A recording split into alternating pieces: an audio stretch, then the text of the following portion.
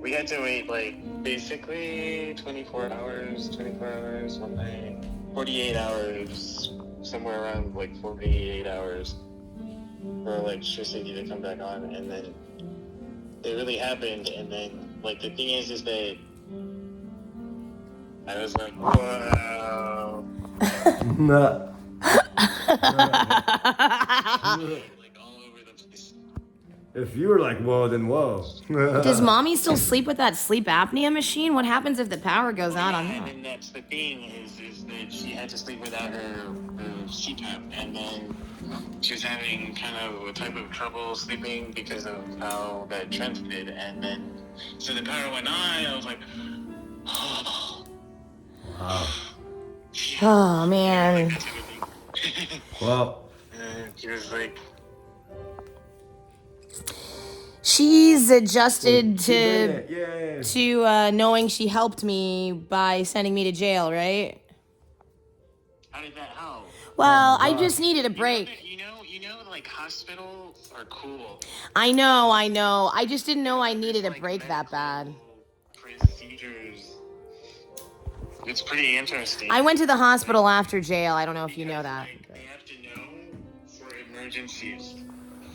Yeah, this always happens with Lorin. I get So they attached have, to like, details. procedures. She had a really you know that, wild. Yes, Lorin, I know that. I went to the hospital after jail. Hey Lauren, I was right. She was doing. I was right. She was doing a social activism / acting deep into the role the whole time. I'll let you talk. It's quite fascinating and really remarkable. I got to witness a little bit of it towards the end before she got out of jail when we did a call and she expressed over the phone and I recorded it. But then when she actually got taken to the 5150 place, Baker Act there in Florida, I got to go visit her 2 days into it, and I got to really feel that like one over the cuckoo's nest, and we got to kind of communicate and it was great. I got a really good confirmation of what. It's one of the best things mommy's ever done for me. Truly, one of the best things mommy's ever done for me. Really empowered her. She because got so, I needed a break. She must have known I needed a break from playing wife society too, and from society, and I needed. Well, I mean, you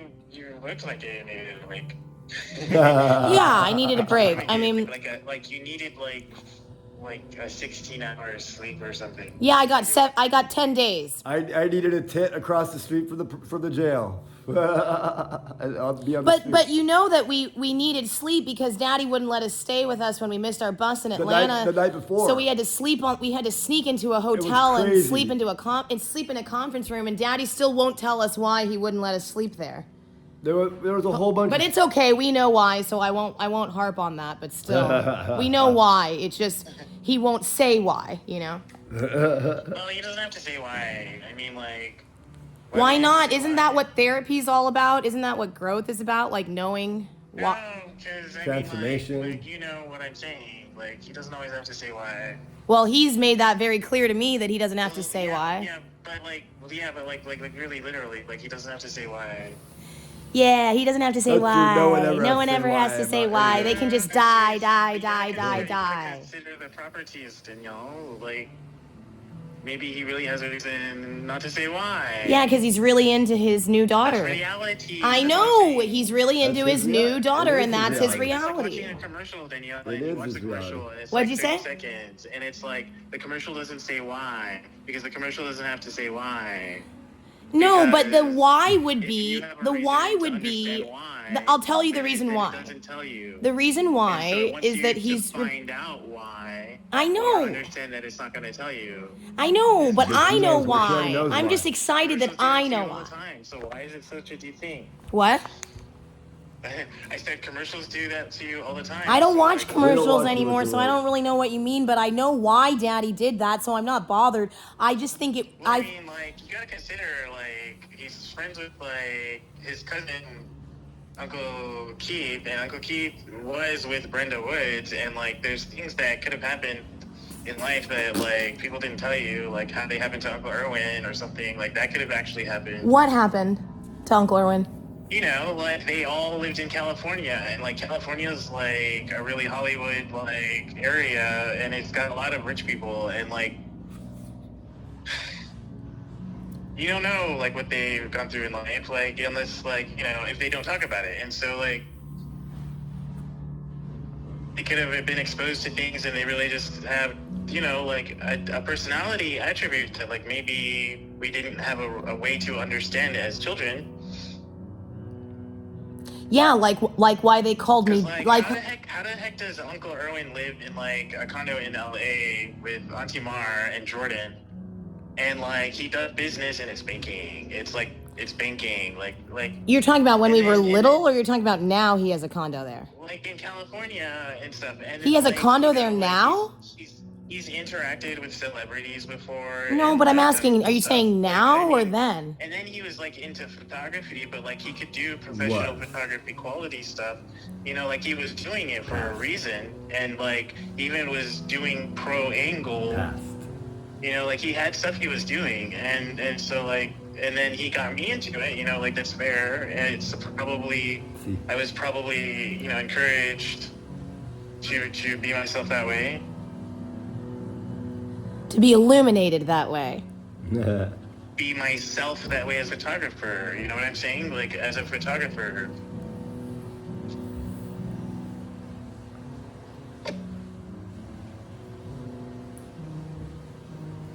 Like so. Wait, so what are you saying? I mean, dude.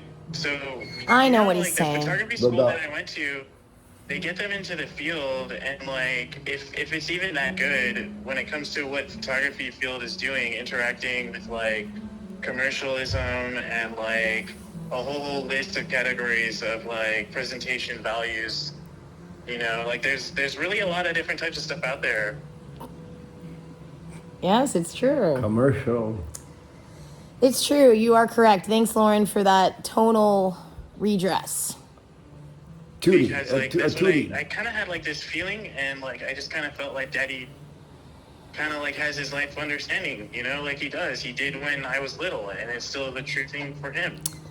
Yeah, he understands that he likes to dominate little girls, and when they grow into women, he would prefer them to. Maybe it's not exactly the real perspective. He's not a movie character that way, Why not? We all. I don't feel like he is attempting to be a movie character about. Well, when I say movie character, he's a movie character in my life, and in my life, he's somebody who enjoys dominating little girls, and when they talk back as grown people, not as little boys. Like descriptions about him, and then just be like delete or something. So what are you talking about? It. What do you mean? Just because you got to know Daddy better than me when you were 3, 4, and 5 doesn't mean I'm not allowed to have my own idea of him. To understand something, really, it's not a big deal. No, I'm not saying it's a big deal. For you, I'm saying for me it's a big deal. It's the movie of my life, and I love it. Right, but like if you had maybe given yourself a chance to consider like those types of things. You mean like go to college for 4 years and consider world myth and culture sociology and psychology and the dynamics between families and how I could translate things to Daddy like he considered when he went to college and university? Yeah, which meant like maybe you weren't considering that they really did have like a quality adult life somehow. Who are you talking about had a quality adult life? Things that you didn't realize they were exposed to, Danielle. That's what I'm trying to say. And you're saying that that's why he kept us from spending the night at his house? No, I get that, but you're trying to say that that's why he kept us from spending the night at his house? We're not as far it was going to go, and you were going to go pursue more. I'm sorry, I was talking over you. I was being rude. I didn't really...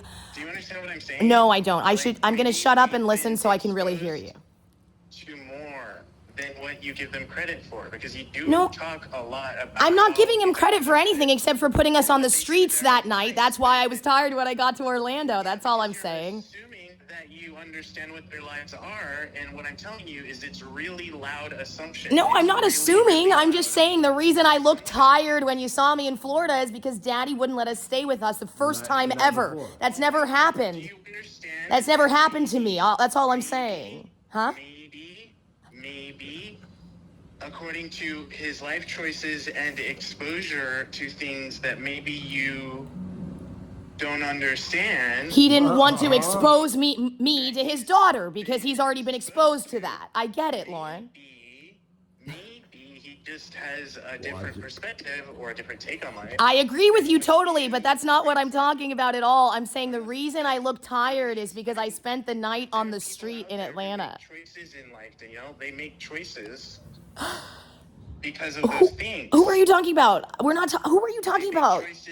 You're like talking about some big world issue, Lorin.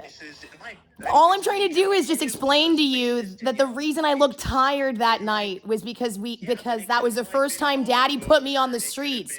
Surely you remember the first time Daddy filed a restraining order against you and put you on the streets. It was surprising, right? Were you not surprised? And auditioned for a commercial. What? You had no idea why it was so approachable to their perspective. Okay, can I just ask you one question that can help me clarify what you're saying? Their perspective. That's See all how I'm he's saying, like, is that Jacob? they're the He doesn't ones care about the who questions were I want to able ask. go that far in. He knows he has something he to needs an to tell me, and whether I'm listening or not, he's going to keep Just like- saying it. yeah. And it doesn't occur to him that me spending the last 20 years in Hollywood that I might have learned something. might actually He not thinks staying communicate. in Orlando that he knows more than me better about fucking about communication, society, even though about I'm the the one world. communicating with the world Very clear. in TV you and won't even movies and listen. cinema, but he's But you trying to won't even educate listen. me, and he hasn't even left Orlando. He hasn't even left Orlando. He hasn't been to California in 20 years, but he wants to educate me on what they know about it. That's so funny, right? Communication, Danielle. What- Generally speaking. You sound so much like Daddy. Gosh, are you gonna start losing your memories too? I think you forget who I am. You forget that I'm your world famous sister, Lorin. You forget that I'm the hope of the fucking family. Who else is gonna, who are you gonna photograph, Lorin? Who are you gonna fucking photograph? Who is gonna care about your dumb pictures if you don't photograph your sister, your world famous sister? Answer that question for me. Answer that question for me. Who are you photographing that would be more famous than me, that would help you get any kind of recognition? Tell me that and I'll applaud you. Because I know. Who are you photographing that's more famous than me, that would get you more recognition than just sharing one picture you took of me? No. What you're assuming is that the proper. That I'm more famous than you? Yeah. It's just a fun thing to rub in your face. Everyone in the world knows who I am, Lorin. Everyone in the world knows who I am. And they think very little of you. So much. Very little of you. So I'm wondering, why do you think you need to educate me on the public? Do you not know that I'm Dan and the Antichrist comes from the tribe of Dan? That's why Daddy called me Dan Man. Don't you get that? I'm the Antichrist. Trying to talk to the Antichrist is like trying to talk to Satan, Lorin. Don't you know that? I've been the Antichrist since they called me Dan. We're two little demons arguing at each other, and the only reason we're arguing at each other is because I'm sentimentally attached to your body rather than my husband, who I should be fucking, right? I should be fucking my husband, but instead I'm yelling at you because it feels good to bitch slap you with the truth. You're some dumb little person who thinks you're so smart by staying in the same place your whole fucking life and criticizing me for my feminine hysteria because I don't understand the noble truths that Erwin fucking Davis gets that save his sickle cell anemia. You know sickle cell anemia is curable, but he sits around like a fucking idiot dying of I it. know you're gonna keep going. It's good practice. I know, it's great. For both? It's For fun. for all of us. I love you. Thank you for listening. And not listening. Anyways, the cops have been called on us the last week every day, and because Last couple days. we're being harassed by our neighbors. Yeah. But that's fine. It's fun. It is a lot of fun. But I thought I'd call you rather than stressing out. Oh, he hung up. Yeah. Well, that was a nice way to relieve stress. Should we send him the video? Yeah.